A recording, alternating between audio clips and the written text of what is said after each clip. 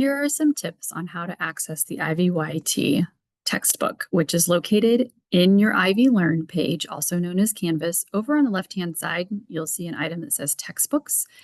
And so when you click on that, then you will be able to see the ebook. And the first time you click on it, you will see this Read Now button, should be the only one there. And when it comes up, you can create an account, which will work for all of your books that are published by this Engage company, or you can continue without an account, which is just fine. When you log in the very first time, the first page that you should see is the cover of the textbook, which says On Course. And over on the left-hand side, this is the most important part over here. This is what's known as the table of contents. So just a couple quick things to give you an idea of what's going on the screen. Down at the bottom, you have an arrow that will go to the next page. That's a very easy way to get there. You can also type in a specific page number. And so when you do that, it will take you directly to that page. Then up in the top, you can search for things. The search is not as effective as maybe it should be because, for example, if you type in making wise decisions, it's going to give you a lot of different, it will search the page that you're on, but it will also kind of be very generous in its results that it gives you. So keep that in mind that the search is fine to use, but it may, you might need to be cautious about what you are typing in for the search.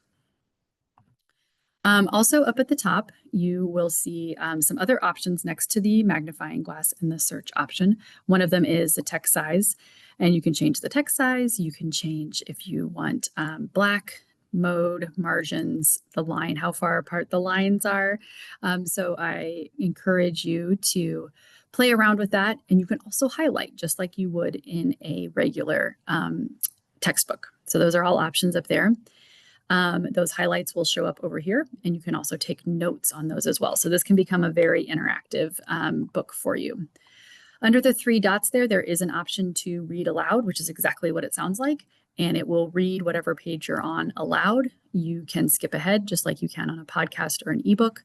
And under the settings, you can also change the speed and set the voice and go from there. So that may be a good option if you are out and about, then you can listen to it as well. There is a print feature and things like that. So this should be useful for you up here, and it will always stay at the beginning or at the top of the textbook page. Over on the left-hand side is that table of contents again. So I'm going to bring that back up, and I'm going to go back up to the beginning because this is where you would start the first time. After you log in the first time, it will pick up wherever you left off. So we're going to look at just a typical chapter, and we're going to use chapter 2, which should be read by the second class session. And I'm going to walk through what it looks like and what you need to read and what you don't need to read. So every chapter starts out with a page that looks like this, and it says breaks down successful students and struggling students. Okay, so then the next page is where we actually get into the chapter, and all of them will start with what is known as a case study in critical thinking. That's kind of the long one. These do need to be read, and some of them you will answer questions about in the weekly class prep discussion assignments. Other times they will be discussed in class or both. At the bottom of every case study, there's a little chart, but you do not need to fill that out. That is not necessary for you to do. So hopefully this will be helpful. You do want to read the case study, but you don't need to, record anything here. So that's a little bit less to read and do. So I'm going to go ahead and go to the next page. Now that you know that you need to read the case study, you'll see that each chapter has a heading up at the top and then these focus questions. So at the end of each section, you should be able to answer the focus questions. The sections are broken down here. So you can see each page, quote unquote, on an ebook is going to be a different length. This one is kind of average length here. You can see how much I'm scrolling, but some pages will be a lot longer. So it just kind of depends on the section of the book. So here is a major point of our class, reactive and proactive. So you can see that's a heading.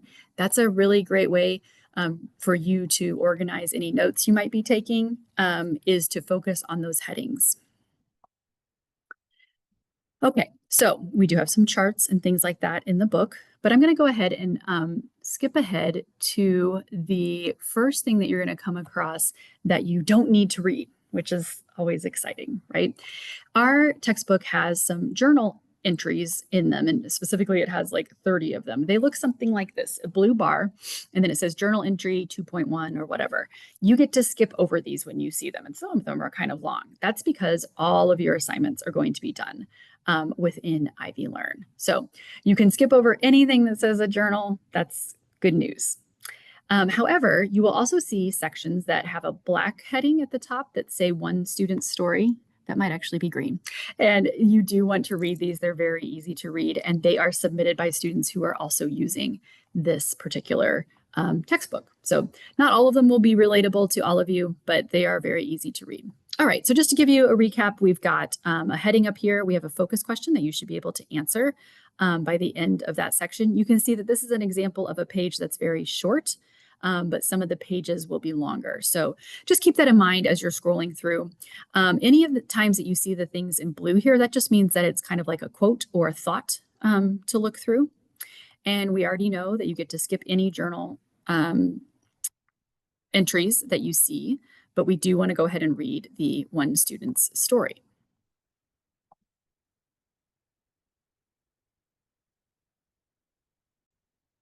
The next section you're going to see in each chapter is usually towards the end, and it is called At Work, and then usually has the title of the chapter.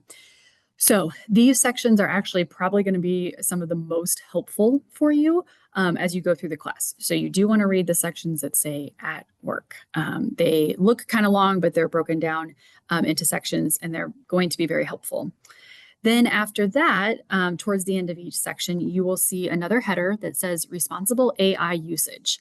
And then it will have a longer heading after that. And you do want to read each of those sections. There are some websites that are linked in there that will be helpful. And then you will also continue to learn about AI in your classes. Sometimes there's some vocabulary in these that take a little bit of getting used to, so don't be afraid to look up any words you don't know. All right, and then after that, some more good news is that a lot of our chapters will end with a section called Healthy Choices. And it just looks like this. It says introduction, and then it goes on to talk about that. The good news is that you do not need to read any section that says healthy choices. So if you do look over on the good old table of contents, we have now gone through most of chapter 2, and you can see that at the end there is these pages here that say healthy choices, and you can skip those. But up above, there are all of the sections we have already looked at, including some that you need to be read and some that don't. So as a reminder, case studies do need to be read. They're at the very first page, second page of each chapter.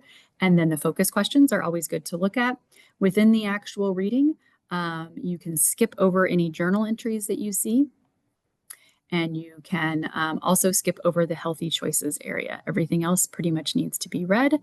I hope this is helpful.